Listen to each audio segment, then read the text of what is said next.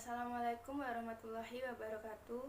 Perkenalkan, nama saya Dewi Farnila Cahyaningsih, NIM 190810201227, kelas perilaku konsumen. Di sini saya akan menjelaskan tentang motivasi dan keterlibatan. Pertama-tama saya akan menjelaskan tentang pengertian motivasi. Motivasi adalah proses menentukan intensitas, arah, dan ketekunan individu dalam usaha mencapai sasarannya.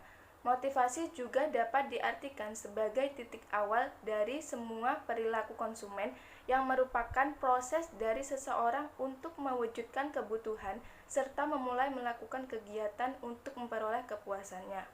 Menurut Sitman dan Kanu tahun 2007 menyatakan bahwa motivasi sebagai kekuatan dorongan dari dalam diri individu yang memaksa mereka untuk melakukan tindakan. Kekuatan dorongan tersebut dihasilkan dari suatu tekanan yang diakibatkan oleh belum atau tidak terpenuhinya kebutuhan, keinginan, dan permintaan. Kemudian, bersama-sama dengan proses kognitif atau berpikir dan pengetahuan yang sebelumnya didapat, maka dorongan akan menimbulkan perilaku untuk mencapai tujuan atau pemenuhan kebutuhan. Yang kedua adalah hal-hal yang dapat mendorong terjadinya motivasi. Dalam hal ini ada dua faktor. Yang pertama adalah faktor internal dan faktor eksternal. Faktor internal ini terjadi dalam diri sendiri. Dalam faktor internal ini meliputi persepsi individu mengenai diri sendiri. Yang kedua adalah harga diri dan prestasi. Yang ketiga harapan. Keempat kebutuhan. Dan yang kelima adalah kepuasan kerja. Sedangkan faktor eksternal adalah faktor yang terjadi di luar diri sendiri, yang meliputi jenis dan sifat pekerjaan. Yang kedua, kelompok kerja di mana individu. Yang ketiga, situasi lingkungan pada umumnya. Dan yang terakhir adalah sistem imbalan yang diterima. Selanjutnya adalah teori-teori tentang motivasi. Yang pertama, teori motivasi dari Abraham Maslow atau teori kebutuhan.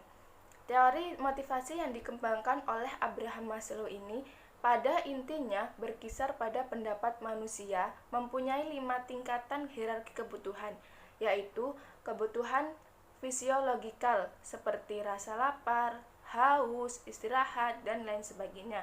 Yang kedua yaitu kebutuhan akan rasa aman. Yang ketiga kebutuhan akan kasih sayang. Yang keempat kebutuhan akan harga diri. Dan yang kelima adalah aktualisasi diri. Yang kedua adalah teori dari McClellan atau teori kebutuhan berprestasi. Teori ini menyatakan bahwa motivasi berbeda-beda sesuai dengan kebutuhan kekuatan seseorang dalam berprestasi. Menurut McClellan, karakteristik orang yang berprestasi tinggi itu memiliki 3 ciri umum. Yang pertama, sesuai preferensi untuk mengerjakan tugas-tugas dengan derajat kesulitan moderat.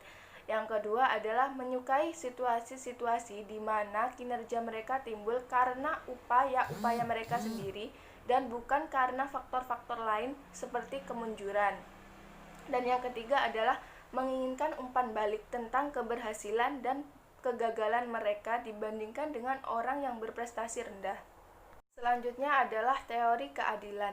Inti dari teori ini terletak pada pandangan bahwa manusia terdorong untuk menghilangkan kesenjangan antara usaha yang dibuat bagi kepentingan organisasi dengan imbalan yang diterima.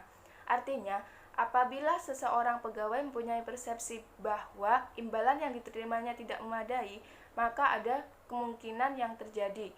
Yang pertama adalah seseorang akan berusaha memperoleh imbalan yang lebih besar, atau yang kedua mengurangi intensitas usaha yang dibuat dalam melaksanakan tugas yang menjadi tanggung jawabnya. Selanjutnya adalah teori penetapan tujuan. Edwin Luke mengemukakan bahwa dalam penetapan tujuan memiliki 4 macam mekanisme motivasi, yaitu 1. Tujuan-tujuan mengarahkan perhatian. Yang kedua, tujuan-tujuan mengatur upaya. Yang ketiga, tujuan-tujuan meningkatkan resistensi. Dan yang terakhir adalah tujuan-tujuan menunjang strategi-strategi dalam rencana-rencana kegiatan. Selanjutnya adalah teori harapan dari Victor. Menurut teori ini, motivasi merupakan akibat dari suatu hasil yang ingin dicapai oleh seseorang dan perkiraan yang bersangkutan bahwa tindakannya akan mengarah kepada hasil yang diinginkannya. Artinya, apabila seseorang sangat ingin menginginkan sesuatu dan jalan tampaknya terbuka untuk memperolehannya, yang bersangkutan akan berupaya mendapatkannya. Selanjutnya adalah teori penguatan dan modifikasi perilaku.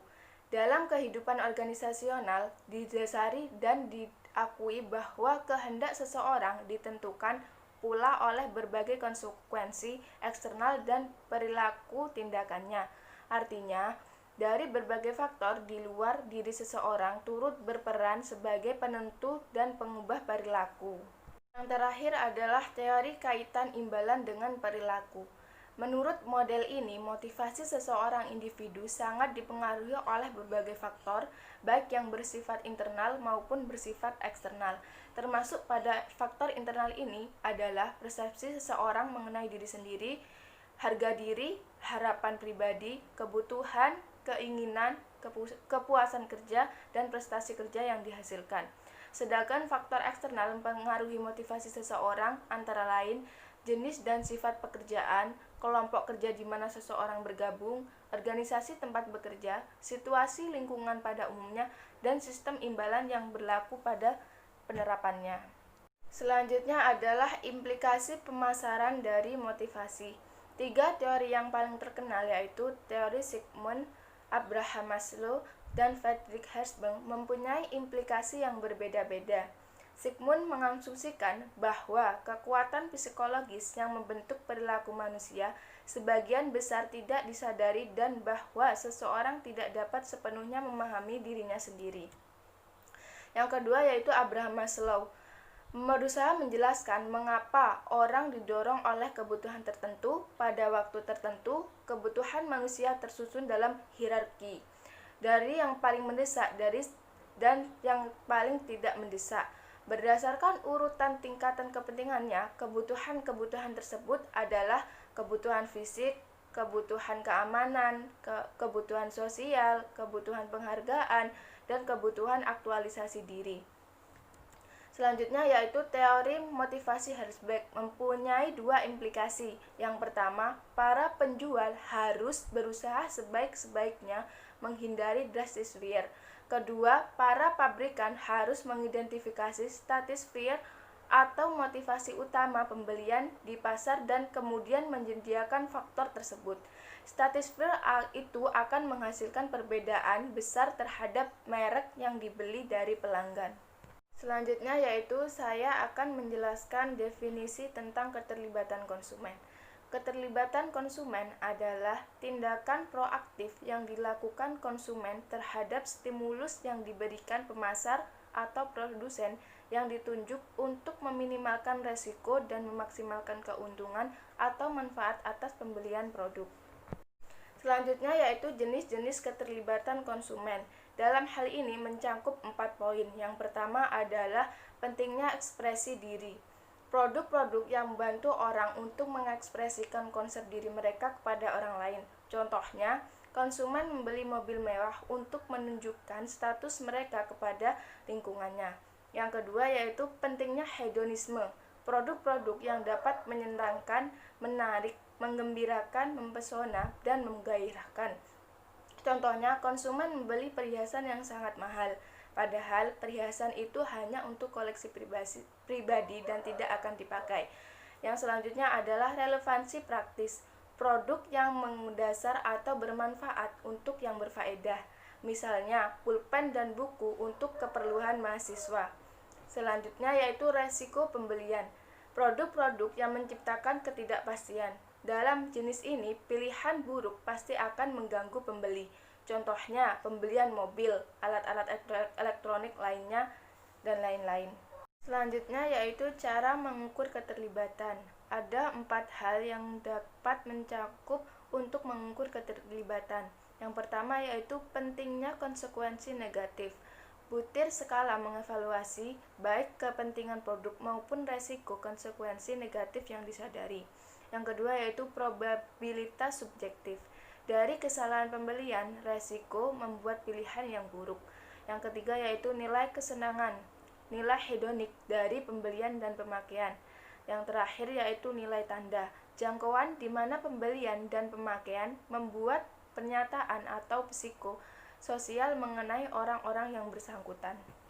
Yang terakhir adalah implikasi pemasaran dari keterlibatan. Apakah seseorang merasa terlibat atau tidak terhadap suatu produk ditentukan oleh apakah dia merasa penting atau tidak dalam pengambilan keputusan sebuah produk. Oleh karena itu, bisa dikatakan bahwa ada konsumen yang mempunyai keterlibatan tinggi dalam pembelian suatu produk dan ada juga konsumen yang mempunyai keterlibatan rendah dari sebuah pembelian produk. Sebagai contoh, seringkali kita mengunjungi pameran perumahan. Kita selalu menemukan dua tipe penjual. Yang pertama, penjual dengan merek image, dan yang kedua adalah mereka yang menjual rumah. Mereka yang menjual image biasanya menjual secara halus. Tujuannya bukan untuk menyebak calon pembeli, tetapi menambahkan informasi. Sedangkan yang menjual rumah yang di kepala mereka adalah cuma satu, yaitu konsumen harus membeli rumah tersebut. Sedangkan rumah seperti barang-barang penting lainnya, sebagian adalah tergantung dalam high involvement goods. Artinya, dibutuhkan keterlibatan yang tinggi bagi konsumen untuk memutuskannya. Konsumen memerlukan waktu yang panjang untuk menimbang-nimbang berbagai hal, mulai dari lokasi, waktu, pembayaran, kualitas rumah, reputasi, dan pengembangan. Oleh karena itu, wajarlah bila dalam pameran akan ditemui berbagai jenis konsumen. Ada yang datang hanya sekedar untuk melihat-lihat, ada yang mengumpulkan brosur, dan ada pula yang sudah siap membeli. Lantas, apakah implikasi bagi kegiatan pemasaran tersebut? Contoh tersebut sudah dimaksudkan untuk memberikan konsep agar kita dapat melihat pasar dengan landasan yang kuat. Kalau konsumen sudah mengalokasikan prosesor informasinya yang lebih kuat dan lebih lebar mengolah informasi, maka para pemasar hendaknya memberikan informasi yang jelas sejelas-jelasnya. Oleh karena itu, wajarlah kalau iklan, brosur, list harga, dan marketing kit lainnya diarahkan untuk mendukung proses ini. Maka bersabarlah dalam melayani konsumen, karena ia butuh waktu untuk mengambil keputusan. Itulah yang dapat saya jelaskan tentang materi motivasi dan keterlibatan. Apabila ada salah kata, mohon maaf yang sebesar-besarnya. Wabillahi taufiq wal hidayah. Wassalamualaikum warahmatullahi wabarakatuh.